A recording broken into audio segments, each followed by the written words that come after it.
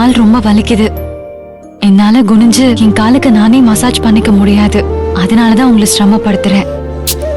இதெல்லாம் பாக்கியம் தேவி. இதுக்கே நீ ஃபீல் பண்ற? இல்ல, நீங்க பெரிய பிசினஸ் மேன், செல்வநாயகி மகன். நீங்க என்னோட காலை பிடிக்க வேண்டிய நேரம் வந்துடுச்சு. ஒரே கூச்சமா இருக்கு. நாட்டுக்கே ராஜானாலும் வீட்டுக்கு கூஜாதான். உன் காலை பிடிக்கிறது என்ன? பொண்டாட்டி காலில் விழுந்து கிடக்கிறதே ஒரு தனி சுகம்தான். நீ இல்லாம எத்தனை நாள் தவிச்சிருக்கேன், துடிச்சிருக்கேன். ஏன் தற்கொலை வரைக்கும் போயிருக்கேன். நானும் தான் அபி. நீங்க இல்லாத வாழ்க்கையே சூனியமா இருந்துச்சு. நமக்கு கல்யாணம் ஆனதே 8வது உலக அதிசயமா இருந்தது. அத்தை என்ன முழு மனசோட ஏத்துக்கிட்டது அதை விட பெரிய ஆச்சரியமா இருந்தது. ஆனா இதெல்லாம் இப்ப நடக்குதுன்னா அது என் வயித்துல வளர்ற நம்ம பொக்கிஷத்தோட மகிமைதான். நான் இல்லனா உனக்கு யார் தேவி கால் புடிச்சு விட்டு மருந்து தேய்ச்சி விட்டுருப்பா? சக்தி. ஏன் தயங்குற? இப்பெல்லாம் நீ சத்யா கிட்ட பேசுறதே இல்ல போல இருக்கு. உங்களுக்கு பிடிக்கலன்னு தெரிஞ்சதுக்கு அப்புறம் எதுக்குங்க இனிமே அவ கூட பேசிக்கிட்டு சவகாசம்லாம் வச்சுக்கிட்டு? எனக்கு பிடிக்கலன்னு மட்டும் இல்ல, அவ பணக்கார பொண்ணு, அம்மா கிட்ட அடங்கி போக மாட்டேங்கிறா. அம்மாவும் அவளை விட்டுட்டாங்க. ஆனா அவ உன்கிட்ட எப்படி எல்லாம் பேசி வசியப்படுத்தி அவ பேச்ச கேட்க வச்சிருக்கா பாத்தியா? உன்னை எவ்வளவு பொய் சொல்ல வச்சிருக்கா. உன் அப்பா அம்மா கிராமத்து வீட்டை வித்துட்டாங்க, கடனாளியாகி ஊரை விட்டே ஓடிட்டாங்கன்னு இப்படி எல்லாம் பேச சொல்லி மிரட்டி இருக்கால. நீயும் அவளுக்கு பயந்து இப்படி எல்லாம் பொய் சொல்லிருக்க. விடுங்க, அதெல்லாம் இப்ப எதுக்கு நம்ம பேசிக்கிட்டு? நீ எதுக்கு அவளுக்கு இவ்வளவு வளைஞ்சு கொடுத்தன்னு எனக்கு ஆச்சரியமா இருக்கு தேவி. சொல்ல போனா நீயும் அவளும் பழகிறத பார்த்து நான் கூட நீங்க 2 பேரும் அக்கா தங்கச்சியோன்னு நினைச்சேன். அப்படி பழகுனீங்க நீங்க. அவளுக்கும் எனக்கும் என்னங்க சம்பந்தம் இருக்கு? நம்ம 2 பேரும் சந்திக்கிறதுக்கு அவ ஒரு காரணமா இருந்தா. அவ தானே என்ன ஹாஸ்பிட்டல்ல இருந்து நீங்க தங்கியிருந்த ஹோட்டலுக்கு கூட்டிட்டு வந்தா. அவளாலதானே நம்ம சந்திச்சோம். எல்லாம் அந்த நன்றி விசுவாசம் தான் அபி. மத்தபடி அவ யாரோ நான் யாரோ. இனிமே அவன் வாழ்க்கையில இல்லதானே? எனக்கு நீங்க இருக்கீங்க, அத்தை இருக்காங்க. இது போதுமே எனக்கு. என் அப்பா அம்மாவை கூட நான் வெறுத்துட்டேன். நீங்க 2 பேரும் தான் இனி என் உலகம்.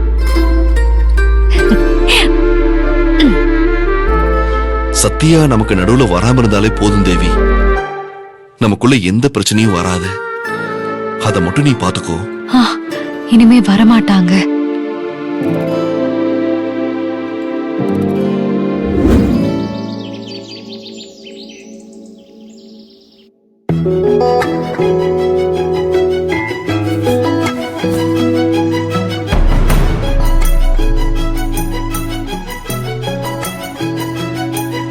Arjun, good morning. Good morning. இந்த காஃபி. காஃபி எங்க வச்சா? இங்க வா. அர்ஜுன். சத்யா, உன்கிட்ட ஒன்னு சொல்லணும். சூடா காஃபி குடிக்கலனா காஃபி ஆறிடும் அர்ஜுன். நினைச்சத உடனே சொல்லலனா காதலும் ஆறிடும் சத்யா. சரி சொல்லு. I love you.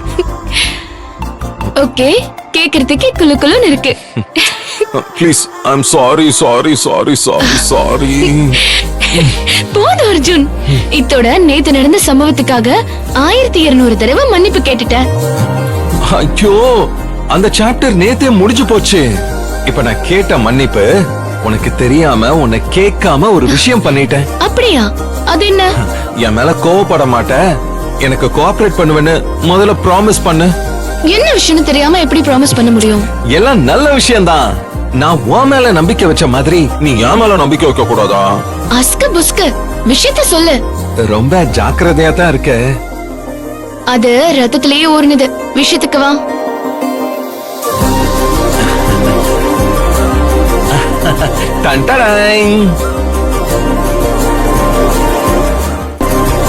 ஃளைட் டிக்கெட்டா? நம்ம 2 பேரும் மால்டீவ்ஸ் போறோம். மால்டீவ்ஸ்கா? என்ன திடீர்னு? திடீர்னு எல்லாம் இல்ல, ரொம்ப நாள் பிளான் தான். அதோட நேத்து செஞ்ச தவறுக்கும் இது பிராயச்சித்தம். நம்மளோட முதல் ஹனிமூன் ஏற்காடுல நடக்கல. 2வது ஹனிமூனுக்கு பிளான் பண்ணிட்டேன். ஐயோ, இங்க ஏகப்பட்ட வேலை இருக்குப்பா. இப்படி சொன்னேன் வையன், உன்னை விட்டு நான் மட்டும் தனியா ஹனிமூன் போயிடுவேன். அப்ப அது ஹனிமூன் இல்ல தனிமூன். ஏய் பி சீரியஸ். நீ வர, நாம போறோம். நீ மட்டும் வர மாட்டேன்னு சொன்னேன் வையன். பாரா, ஐயா மிரட்டி பாக்குறாரு. வரலன்னா என்ன பண்ணுவ? அப்புறம் உன்ன என்ன பண்ணுவேன்னு எனக்கே தெரியாது. ஓஹோ, என்ன பண்ணுவ? அதான் தெரியாதுன்னு சொல்றேன்ல, விட. அப்படியா? தைரியம் இருந்தா ஏதாச்சும் பண்ணிதான் பாரு. ஏய் அப்படியா? போ அர்ஜுன். ஏய் நான் இதோ வரேன்.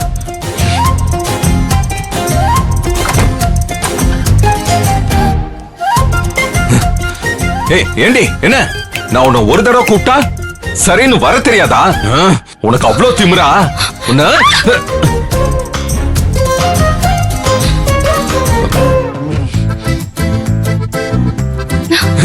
கெஞ்சி கேக்குறமா, வந்துருமா.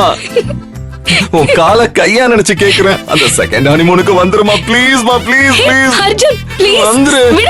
நான் விட மாட்டேன். நீ வரலன்னு சொன்னா நான் இப்படியே சிலைய ஃப்ரீஸ் ஆயிடுவேன். யார் வந்தாலும் விட மாட்டேன். Please please please please please. சரி சரி, யோசிக்கிறதுக்கு டைம் கொடுங்க. இப்போ சரி, எனக்கு கிச்சனுக்கு தூக்கிட்டு போய் விடுங்க. உன்னை தூக்கிக்கிட்டு கிச்சனுக்கு போகணுமா? ஏய் கொலகாரி, வீட்ல எல்லாரும் இருக்காங்க. என் மானத்தை வாங்கிராத. இங்க பாரு, காலை பிடிக்கிறத விட கௌரவமான வேலை தான் நான் உனக்கு சொல்லிருக்கேன். கிச்சனுக்கு நான் வரணும்னா என்ன தூக்கிட்டு போயிட்டு மால்தீவ்ஸ்ல விடு. என்னது? அச்சோ, நானே உளறிட்டேன். மால்தீவ்ஸ்க்கு வரணும்னா என்ன தூக்கிட்டு போயிட்டு கிச்சன்ல விடு. இல்லனா தனியாவே ஹனிமூனுக்கு போ. நோ நோ, இல்ல நெவர். உன்னை தூக்கிட்டு போறேன். நீ மால்தீவ்ஸ்க்கு வர. உன்னை வா. அர்ஜுன், நல்லா யோசிச்சுக்கோ. ஹால்ல அம்மா இருப்பாங்க, காரிடோர்ல உங்க அத்தை இருப்பாங்க, கிச்சன்ல ஸ்ருதி, தேவி அக்கா எல்லாருமே இருப்பாங்க. மற்றும் வீடு முழுக்க நம் உறவினர்கள் எல்லாரும் இருப்பாங்க. அதுக்கெல்லாம் கலங்க மாட்டான் இந்த சத்யா நாயகன். ஜெய் பஜ்ரங்கபலி. போலாமா? சேது, இப்பதான் இந்த நியூஸ் பாக்குறேன். தேங்க்யூமா.